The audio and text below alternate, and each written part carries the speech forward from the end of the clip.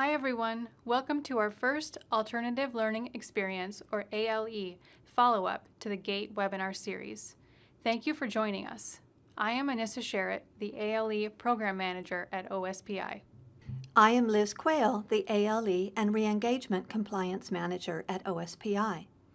The GATE webinar series is a great resource to educators in Washington. We plan to partner with the GATE team throughout the school year to provide a brief follow-up to their monthly webinar series. Our goal is to share their information while providing a direct link to relevance in ALE programs. Today we will be talking about the September webinar. The topic of the webinar was implications of attendance. Today we will be talking about how attendance relates to ALE. We want to send a special thank you to Keffy Anderson and Chrissy Johnson from OSPI for presenting the full webinar on September 21st. We also want to thank James Wise from Sunnyside High School for sharing his story about addressing attendance. If you did not take part in the GATE webinar on September 21st, you can view the presentation on the GATE website. A link to the website is on the next slide. Our goals for today are to review the GATE presentation and build common language around attendance, chronic absenteeism, and truancy in ALE. This includes discussing what these terms mean in a non-seat-based program and why they are important. We will then identify our responsibility to students, families, and the basic education model to ensure students are being given opportunities to engage with learning. We will cover how WAC and legislative rules and laws are important in an ALE model. We will encourage you to learn from other programs and will share an example in addition to resources on attendance awareness. Last, we will talk about how you can begin the next steps in talking about attendance in your programs. In an ALE model, students engage in learning activities in whole or in part away from the regular public school setting. ALE students are not counted in daily attendance, but they are required to have weekly contact with a certificated teacher per WAC 392, 121, 182. Failure to do so without valid justification could be interpreted as being truant, and the school would be expected to comply with truancy laws unless the absence is excused as defined in WAC 392, 400, 325. Because ALE is not based on seat time in a classroom, it can be difficult to define attendance or absences on a day-to-day basis. Generally, we can think about whether a student is maintaining weekly contact with a certificated teacher and making monthly progress.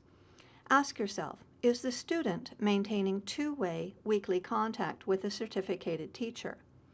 Is contact happening even if a parent has informed the program of an excused absence? The emphasis here is that the contact is with the student, not the parent. Also, the contact should be two-way. This means there is interactive communication between the student and teacher related to the learning plan. If these benchmarks are being met on a weekly basis, the student is attending from a compliance perspective. Keep in mind that this is the minimum. We want to move past the minimum to best practices and providing strong student support. Because attendance within an ALE program is variable, there are many other ways a program might think about attendance. One way might be student engagement, meaning the student is participating on a regular and consistent basis. They are interacting with content as indicated on the learning plan.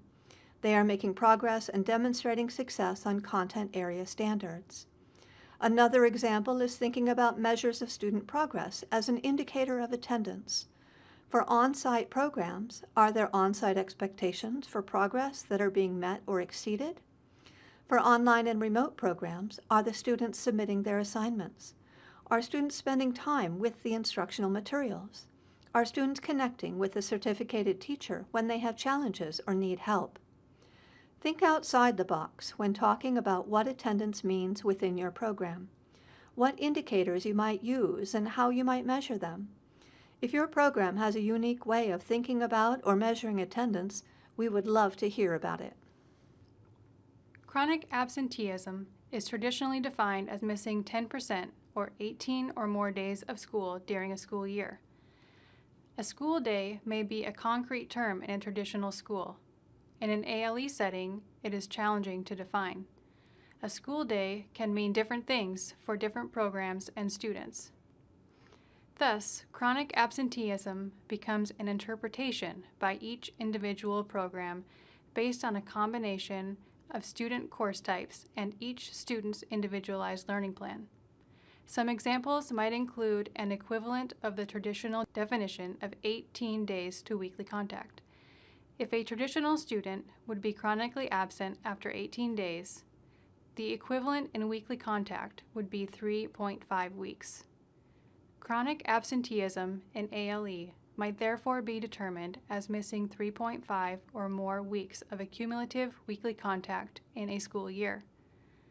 Another example might include a consideration of student progress or engagement. In this example, a program might look at weekly contacts missed in a month, in addition to a lack of academic progress in that same month. If your program has developed unique indicators or creative ways of thinking about attendance, those metrics and data might help you better define what chronic absenteeism looks like in your program. This may also help your program identify and respond quicker. The most recent guidance on how truancy laws relate to an ALE model came in 2013. While attendance for ALE programs is not currently required to be reported in CEDARS, and there is no truancy policy in place yet for ALE, this guidance recommends best practice for handling truancy and complying with RCW 28A 225.020 when serving a full-time student. If there is no contact with a student in 5 consecutive school days, or a student has missed a full week of weekly contact, the parent or guardian should be informed either by phone or in writing.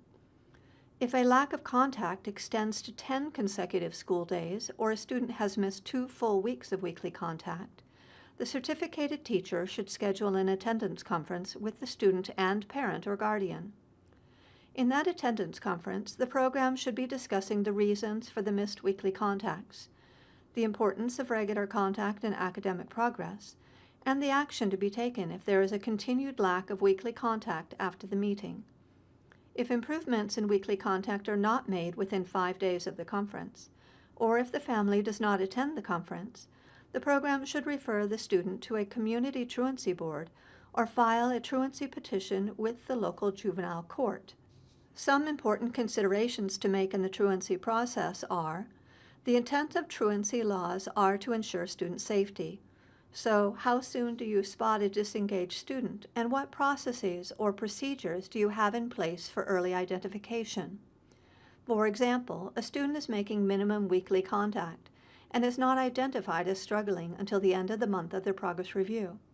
Is there a way to identify this student as needing help quicker? How can programs be proactive in responding to students who are not meeting the minimum contact? If there has not been two-way contact between the student and certificated teacher for 20 or more consecutive days, the student cannot be claimed for FTE. This is a financial impact on the program. Programs may also want to think about the location where a truancy petition is filed and where the Community Truancy Board convenes. These will be discussed more in the next slide. Questions that often arise in an ALE model involve the difference between chronic absenteeism and truancy. When a student reaches the threshold for initiation of the truancy process, how is that handled? How about if a student is on a choice transfer?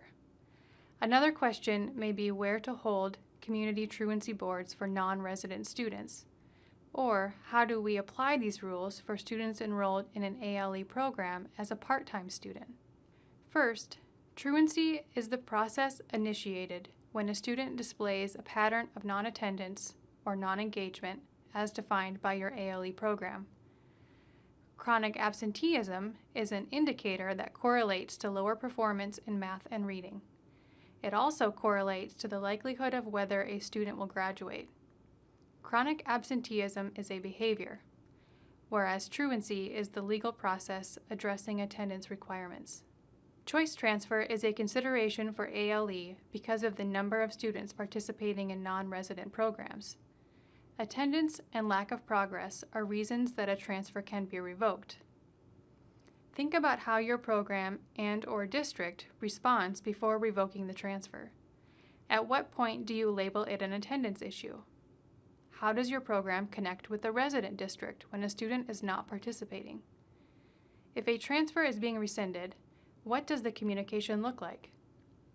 How do we ensure that the student engages in the resident district and that truancy proceedings are implemented as needed? It may not be effective to file a truancy petition or hold a community truancy board in the non-resident location or district. It may be more effective to start those processes in the location in which the student resides.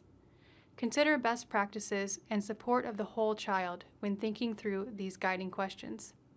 If your program is serving a student on a part-time basis who is also struggling with regular attendance, it may be necessary for you to further define absenteeism or truancy for that particular student.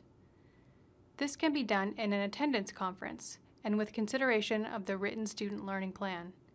It may also involve communication with programs or schools in which the student is receiving the rest of their education. Stay tuned for changes to attendance and truancy rules in alternative educational programs. OSPI has been tasked with defining truancy and establishing procedures for truancy in these settings. So, why is all this important in ALE? ALE is a model for implementing basic education.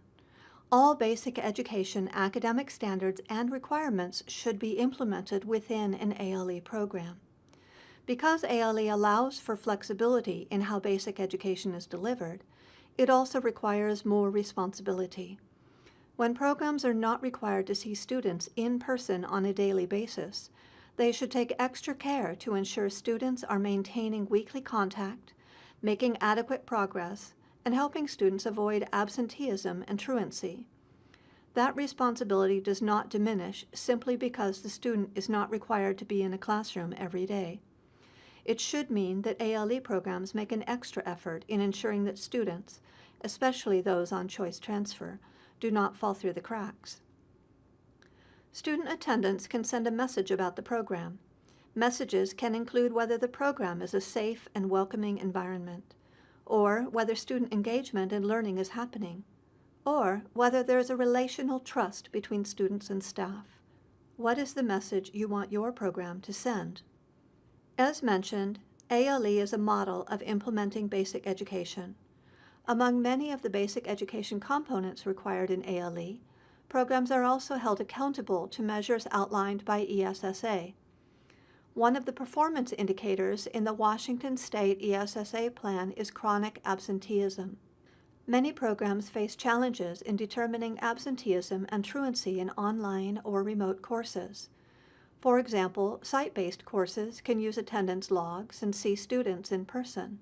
This may make defining absenteeism and truancy easier.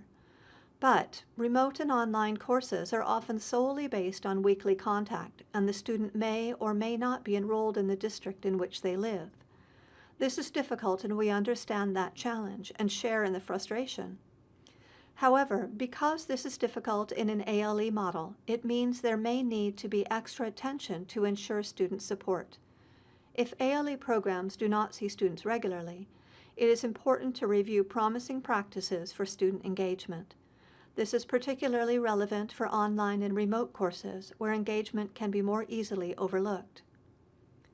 Students experience many challenges.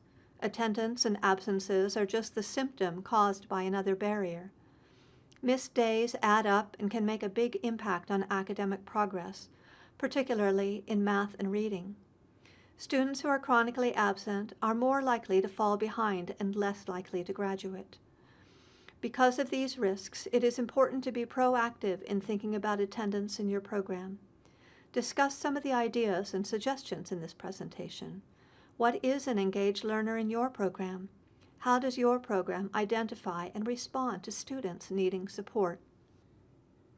There are many things every ALE program can do to increase awareness around attendance, absenteeism, and truancy. There is no right or wrong way to start this work. Pick a starting place and create change. Some ideas to get programs started might include looking at your program's approach to attendance, maybe doing a self-assessment to get the thought process started. During that assessment, a program may determine a need to reevaluate the culture of attendance in their program.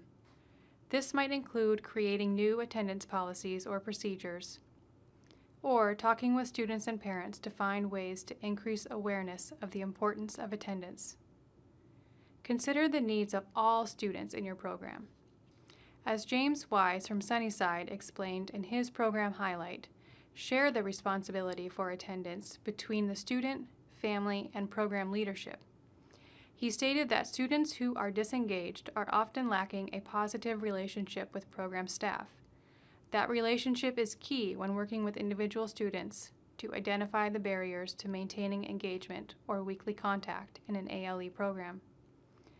In the full GATE webinar, James described the approach taken at Sunnyside for increasing awareness around attendance. Think about the steps they took and how certain components could be implemented in your ALE program. Using Sunnyside steps, your strategies may include: first, identify the standard you want to have in your program for what attendance means. Then, communicate that vision to students. For example, how many missed days, or in an ALE program, missed weekly contacts, is too many?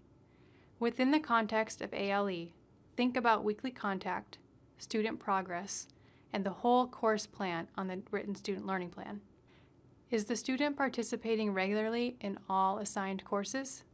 Second, think about your prevention plan if you don't want students to reach too many missed days or missed weekly contacts. Outline the steps or interventions of what you will do to prevent students from getting to that standard. From the WARNS assessments to attendance contracts to alternate methods for weekly contact. Use your course intervention plan as a tool. Third, use any data you have available and be realistic. Think about how many students have already exceeded your standard. Do you have the capacity to provide interventions to that group of students? Make changes to your standard or identified student group as needed. Lastly, use a cycle of improvement. The challenge of improving attendance may not happen in one day, 1 week, or with one intervention. Use data, a team, and an improvement cycle to reevaluate how your plan is progressing and whether you are seeing preferred outcomes. Programs may also want to think about how they can improve their systems and build capacity for student growth. We encourage programs to explore the resources listed here for more information on attendance, absenteeism, and truancy. You will also find a link to the GATE webinar series, which will allow you to view the full September webinar presentation on attendance. Please mark your calendar for the October webinar on Rethinking Discipline, a systems approach to supporting positive behavior, on October 11th at 10 o'clock a.m. You can register for the webinar on the GATE website, linked here. We plan to have an ALE follow-up to the October webinar posted a week or two after the full webinar concludes. Thank you for taking the time to listen to this follow-up presentation of attendance implications and what you can do, based on the September GATE Equity webinar. You are welcome to contact us with questions at any time, and please stay tuned to our ALE newsletter for more information on upcoming reportings. Have a great week.